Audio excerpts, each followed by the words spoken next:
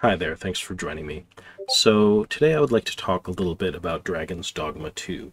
This is partially inspired by a comment that I seemed to have gotten on my last video about Starfield, asking if I would do a similar video about Dragon's Dogma 2. I believe that was from Kino. I checked and I couldn't find the comment again, so I don't know if that got deleted or what, but I do appreciate it, and I decided I would make a little video here. For starters, I just want to talk about my setup again very briefly, because some people are having technical issues with this game. To be very clear, my monitor only goes up to like 1080p, right? I don't think that I'm really pushing this very hard.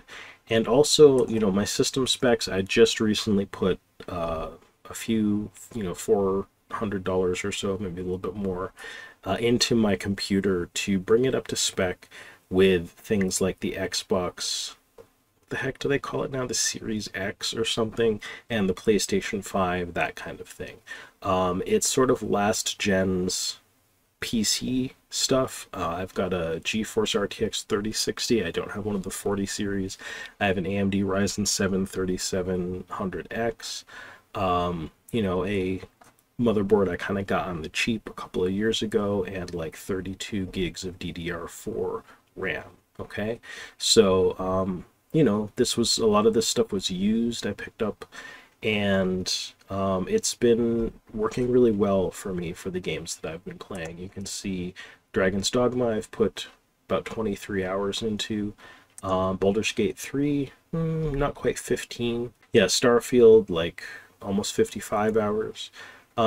So, I don't play games quite the same way that I used to, but I have been able to get into a couple of games. Dragon's Dogma being one of them. I've been playing it a lot for the past couple of weeks. So if anyone is curious, the FPS ought to be available in the upper left-hand corner throughout the duration of this video.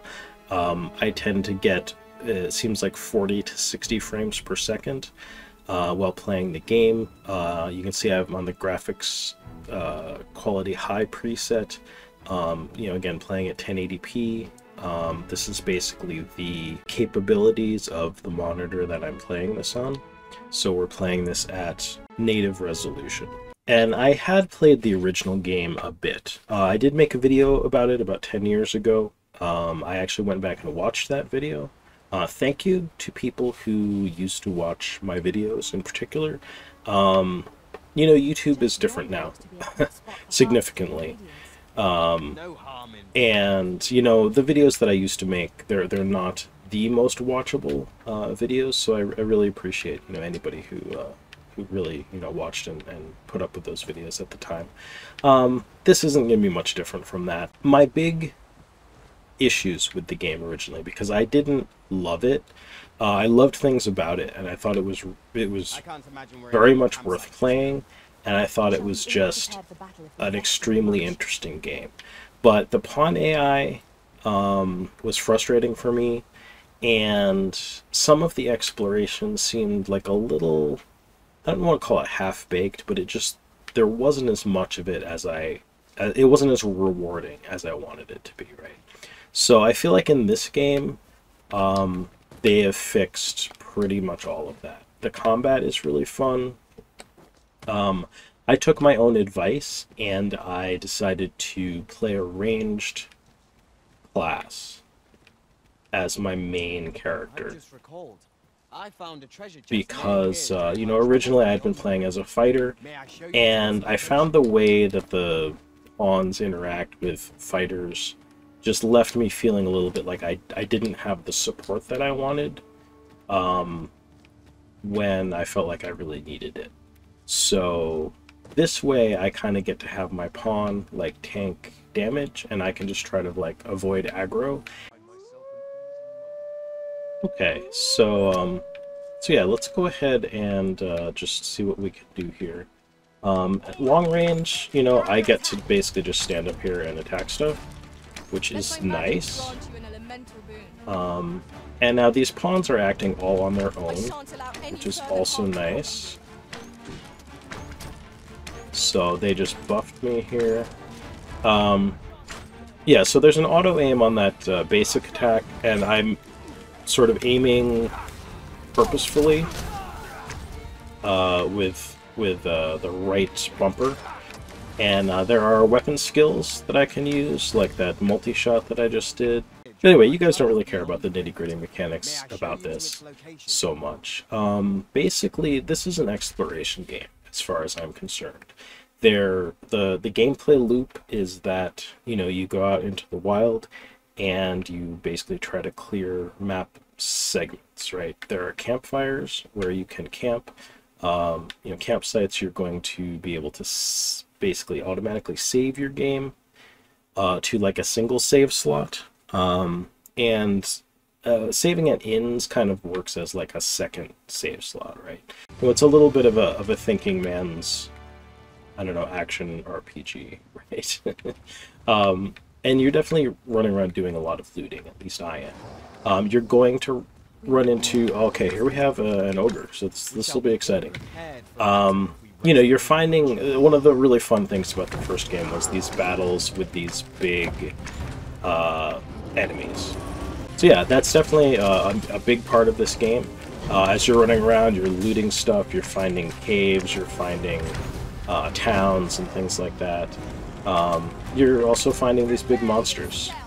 There are, of course, like quests in the game. NPCs can give you. There's a main quest. Oh no, this is like a poison arrow, which I believe I totally missed him with, but we're gonna get him this time. So of course, as the other classes, you can be doing, you know, playing other roles, right? The mage is kind of looking at us, trying to make sure if we need healing or anything like that. Also using elemental attacks on the enemies, giving us buffs. Of course, my main pawn is trying to direct aggro with the shield summons or whatever it is. Whoa, and yes, I have definitely acquired aggro. So I'm going to use a command here to say, you know, help me. So they're going to both pick me up. Our mage is down. I'm going to use an item. Couple items. And Slayer just got launched at me.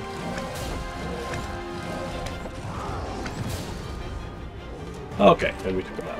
Very nice. So anybody that's hurt can come and stand in here. Heck yeah. Oh yeah, I'm gonna go ahead with this guy. Right, so, you know, we're like of a reasonable level to fight this kind of enemy. We're all like level 22, except for Mira, who's 13, and Mana, who is 25. The reason being, I just hired Mana a couple levels above me, obviously. Mira has a quest to give me 10,000 gold for killing not an ogre, because we just killed an ogre, a cyclops, and I just have not run into a cyclops. Yeah, so, you know, you're gonna be doing Capcom game kind of stuff, right? Managing your inventory. You have a encumbrance that you're gonna be looking out for. You want to keep items around that you can use for camping and things like that.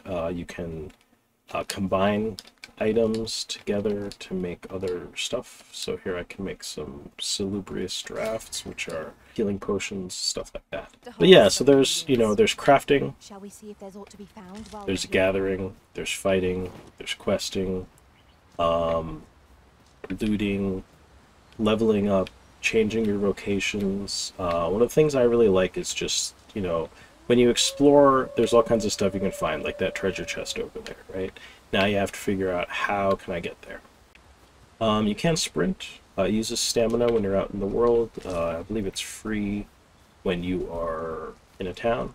You know, the pawns are... I feel like the AI is way improved on them. The probably biggest gripe I have is that, like, doing things like crossing that bridge is dangerous, because they do tend to fall in the water, and that's death for the main character. And it's also for the pawns, like, it takes them back to the rift. Like, you can get your main pawn back, and I mean, I suppose you could probably search for your other pawns and get them back. But yeah, you can lose your pawns. Like, if I lost my pawns out here while I was fighting a bunch of stuff, it could get really dicey for me, which is, you know, no fun. Oh, is this a Cyclops? Because that would be excellent. Oh yeah. Okay, perfect. I'm gonna get my 10,000 gold, 10 grand, baby. So the Cyclops, obviously, if you can hit him in the eye, you get extra damage. You can knock them down as well. We have set this guy on fire, and I think he might be a little ticked off at me in particular. I'm not sure. Maybe he's going after Miera. I don't know what I can do to help her other than just keep shooting this guy. But these guys are pretty easy for us at this level, right? We can jump on them. We can freeze them, which is pretty nice. There's a lot of ways that you can, like, take these guys down. Okay, so I got Mana's Pawn Quest. Oh, I guess that was... Oh, both of them were for a Cyclops, so that was 5 and 10k. This is exactly the kind of game that I like playing, right? I feel like it's less frustrating than the first game was. It offers a lot of the same sort of just organic, exciting experiences in the world that you get with, like, you know, you're fighting an ogre and, like, night falls and then skeletons come out and start kicking your butt, and, you know, one of your pawns falls in the river and, like, suddenly you're fighting tooth and nail for your life just to barely be able to get back to a, you know, a campsite or something. And that sort of stuff is just happening all the time, and not necessarily in frustrating ways. I mean, you're finding cool towers to climb and cool caves to loot, and you know, mining ore that you find underground or on the sides of mountains, and you know, and especially too, just like, how do I get to that treasure chest? What is in this spot of the map that I haven't explored yet? And you know, you get that next level up, and then you're like, you get more skills for your archer. I'll take that. You can change class to something else. Here's what looks like a cave. I don't think I've been in it. It might be an extensive cave. It could just be a tiny loot cache. Oh yeah, so this is, like, seriously just a little hidden chest. That's it. And I could have just uncovered a really sprawling, like, cave network. That was actually a lot of gold, which was nice. I don't know if it scales some of those things with your level. But, you know, I do feel like there's a little bit of progression just kind of determined by, like, geography, right? So, some people are complaining about, like, I don't know, the number of enemies, but, like, when I'm out here, like, I want to be fighting stuff, right? Like, the combat is fun, and it's kind of part of what makes the game really fun, but especially when you're going through, like, unexplored areas where you haven't really, like, checked everything, there's going to be a lot of this is generally used as a material. There's going to be a lot of battles, right? And, like, that's okay. That's the game, man. Like, it's enjoyable. I wouldn't want, you know, if you're getting your butt kicked or something, it just means, like, you've got to level more. You need to get some more gold and buy some more better equipment and get some different pawns and, you know, craft your party differently or better. You know, work on your tactics a little bit or something like that.